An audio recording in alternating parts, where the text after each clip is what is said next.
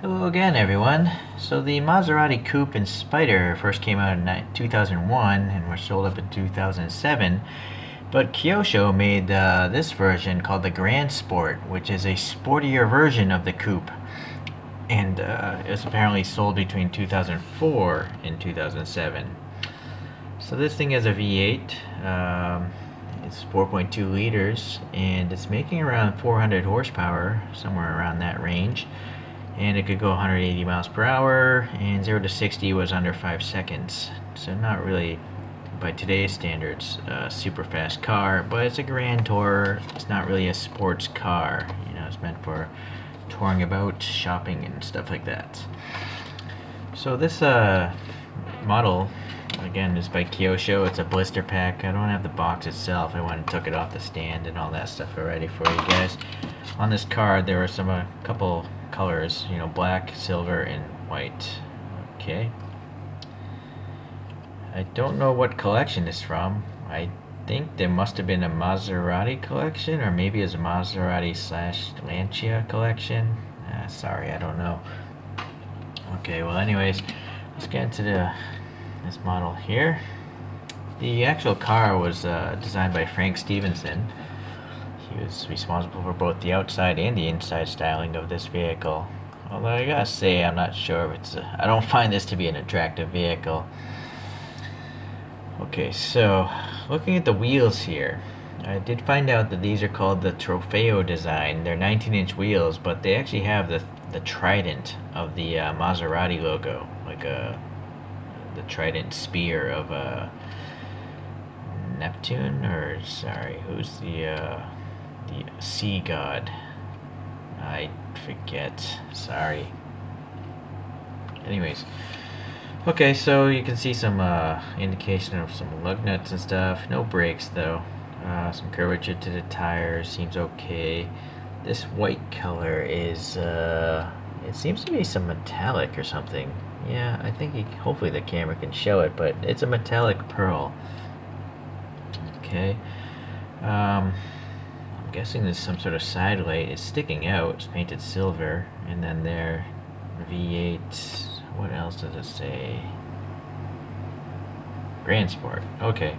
So there you can see the paint for sure now. All the speckling. Looks pretty good. The flush door handle looks alright. The black window trim looks okay. Unfortunately, white paint has a hard time covering up the casting, so the body panel lines are really dark. Okay.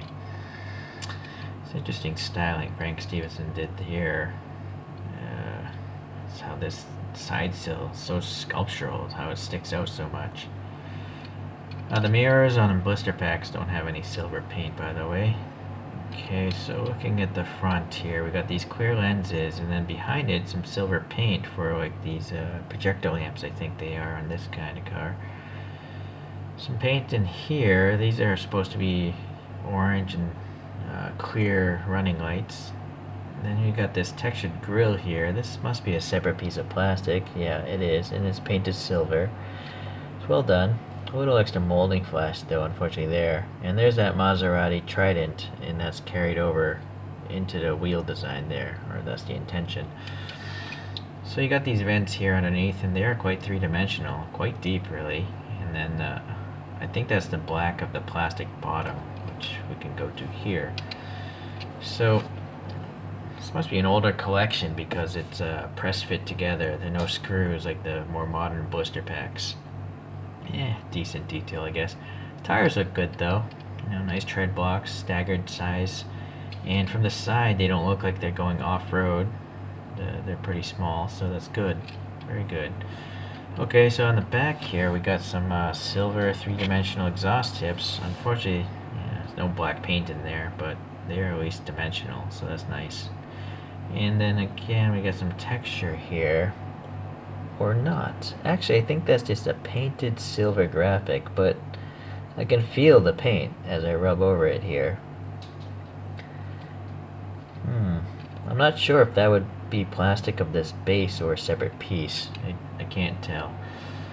Taillights look pretty good because you can see the little backup light, within the red itself. They are thick plastic, so it looks good. And then it's hard to see, but I can read Maserati, that script there. You know, silver on white's pretty hard to see, but I can tell it's there. Okay, so top view, nothing majorly wrong. In fact, I was just gonna say the paint's perfect, but it's not. Right there, there's a contaminant of some sort. But I don't see any paint rash or anything like that developing, so that's a good thing. Okay. Oh, yeah, the Maserati badge up front. Let's see how good that is. Yeah, you can't read the text, and the blue is a little bit off from the silver, but I guess it's alright. Okay. Would have to imagine this must be the fuel filler door because it's different from that side, right? That's just a styling vent or something. And this must be the fuel filler door. Okay. So, yeah, unfortunately the interior is going to be hard to see. You know, right now it's hard to tell because this is black plastic. You gotta whip out a flashlight to see what's really happening. So there's some, you know, cushion detail there on the seats. Center console, buttons in the middle, some air conditioning, heating vents, steering wheel looks pretty modern.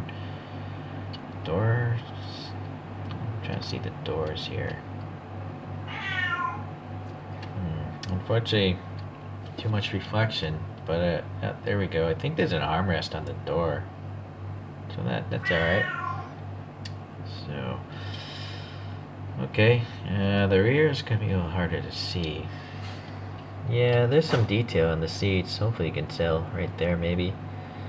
Okay, so that's a typical Kyosho interior. Really good detail. You just can't see any of it. I don't know why they don't buy some other colored plastics on their interiors, like mold that in brown plastic or ivory plastic, you know, other leather colors. Alright, well anyways, it's a pretty cool looking model, so let's give it a spin here. And in fact, actually, let's compare it to some photos before we give it a spin. So here's our pictures here of the real car. In real life, only 2,600 of these are sold, partially because I think the styling is questionable. Sorry, Frank Stevenson. But yeah, looking at the photo, casting looks pretty close. What about the back view?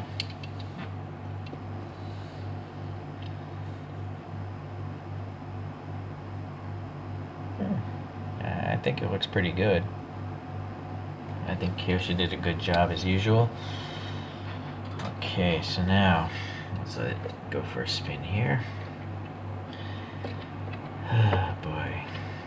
The problem with rolling models is they roll. So it's a shame.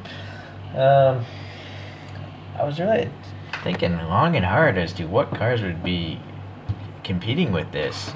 You know, with only 2,600 sold over the course of 6 years, not many, like it's like 500 a year, right? Or less than that, actually. So, I don't know, I just pulled out a couple other cars. This is a Ferrari by Kyosho. All these models are going to be by Kyosho, but this is the 599 Fiorano. So it's possible maybe it could have been cross-shopping. Although I'm not sure if this is a 2+2.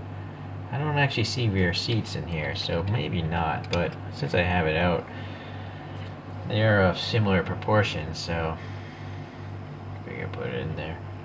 I'm pretty sure this is a real sports car, whereas the Maserati is a Grand Tourer.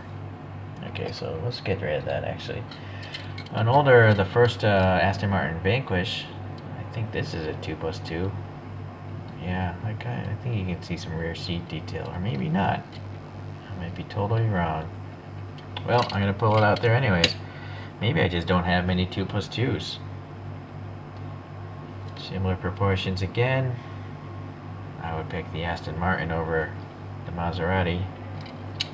I would suspect the Aston's a lot more expensive though. And then a Continental GT. This is by Kyosho as well again. I don't know if it's a 2+2 or not.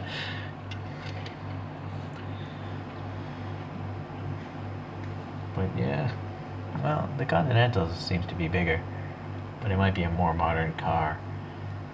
Okay. Well, anyways, this is interesting. If if you own this car in real life, this is pretty much a must-have. If you kind of like Maserati, it might be worth picking up. But if you don't really care about Maserati or own this vehicle in real life, you might want to pass on this. I don't think there's anything actually wrong on Kyosho's part. I guess it's just, the styling of it, it just doesn't get me excited. So, okay, well anyways, I guess I'll catch you in the next Maserati review. Thanks.